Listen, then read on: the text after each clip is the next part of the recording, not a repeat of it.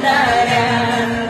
Não temo mais o mar, pois está minha fé, no meu barquinho está Jesus de Nazaré. Se o medo me cercar, ou se o vento soprar, seu nome eu clamarei, ele socorrerá.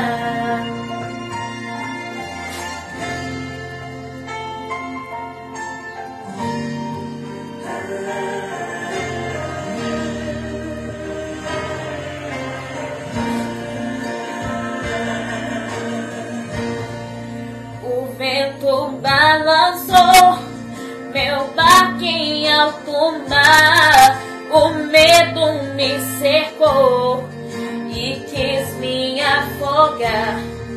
Mas então eu clamei ao Filho de Davi, ele me escutou, por isso estou aqui. O vento ele acalmou, o medo repetiu, quando ele ordenou, o mar obedeceu.